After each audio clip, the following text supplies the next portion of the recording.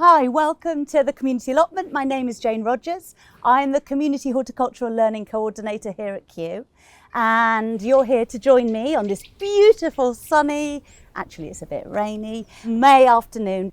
So what do we mean by companion planting? This is the way we get a very healthy garden. We're looking at the maximum harvest, biggest yields, the way that we can really get all of our vegetable plants to flourish and be healthy and give us really tasty things to eat. So what we're doing is we're looking at ways that we can distract the pests, get them away from the crops we want to eat and lure them to something that's a little bit tastier for them.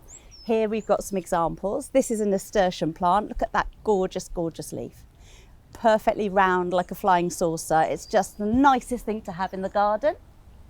And here's another nasturtium, a different coloured one. You can get as many different colours in nasturtiums as you want. So whatever your style is, find the plant that suits your garden and makes you smile.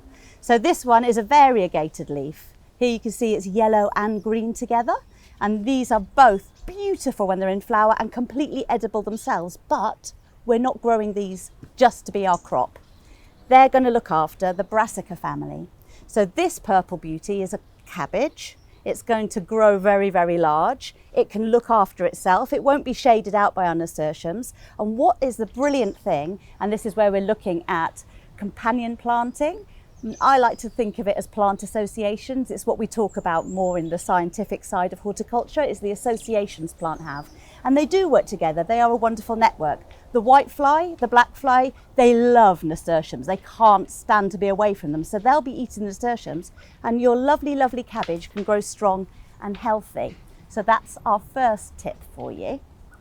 Another way that plants can have associations that really help for a really strong harvest and to get the best out of the growing situation is something tall, like these beans.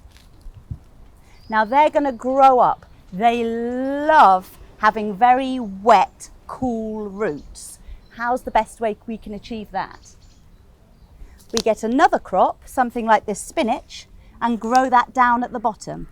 So while these are growing, they're providing a little bit of shade, these beans, for our spinach. You can also use lettuce to do this. And the lettuce and the spinach, they hold the moisture and also keep the sun away from the roots as our beans grow nice and tall. So this is a way that we do this a lot at Kew. You'll be able to see this at the kitchen garden here at Kew as well. And in the allotment, we find that our beans absolutely adore this. So try that one at home. Another way that you can look at companion planting is, here we have a Salvia Jamensis. You'll probably know these. They're very, very popular and ornamental. They've got an amazing scent coming from their leaves. I wish you could smell it. And in these plants, they're like the hot lip versions. They're the Salvia hot lips, Jamensis. That's the one you're looking for. And this is amazing.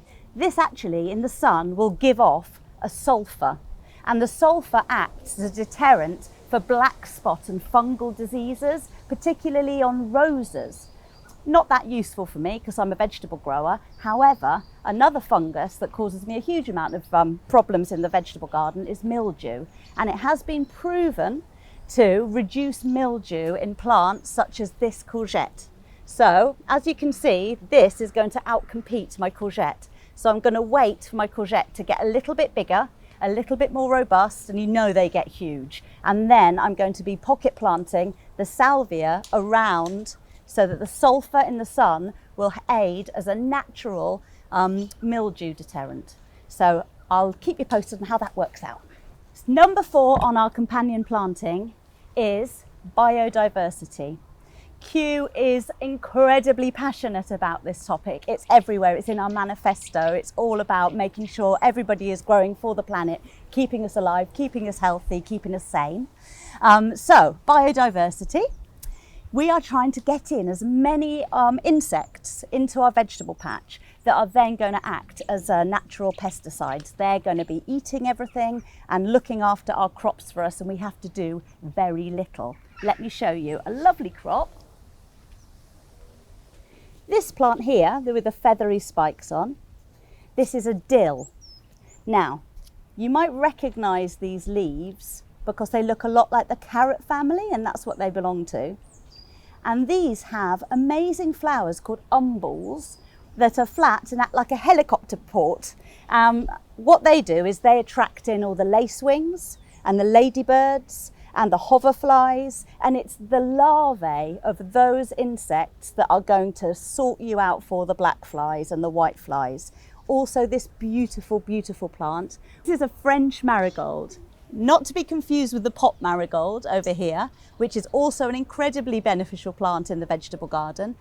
This plant, the French marigold, actually gives off a chemical that deters flies. We plant this here at Kew all through our community allotment polytunnel, and in there our tomatoes and our courgettes and our cucumbers, they never ever ever get bothered by whitefly or blackfly because this deters them. It's the scent it gives off.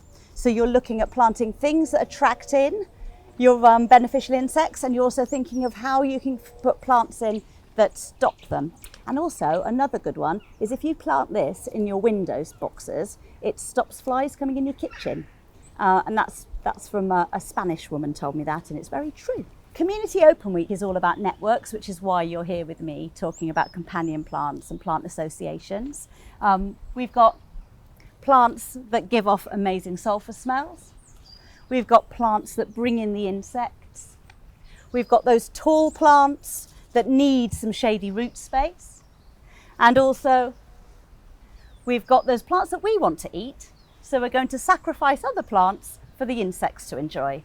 I hope that you have in some way found something that you'd like to have a go at, and maybe learnt something new or just been reminded of something you've known. So Community Open Week is our annual event that we hold here at Kew Gardens. It is to invite in for free community groups, charities, people who wouldn't normally think Kew's for them. And in that week, we provide some brilliant, brilliant workshops. There are talks, we have choirs. It's a real festival feel. Our community access scheme at Kew, if you're a charity out there or you're got a community centre and you want to join us, that gives you access to all the horticultural things we do. We have workshops, allotment days, all of our food goes out to food banks. We also have creative workshops with knitting, nature journaling, and some lovely things going on. And we also have accessible tours and our discovery programme that works with people with dementia. And they do some incredible things here at Kew. So please look into those and come and join us soon.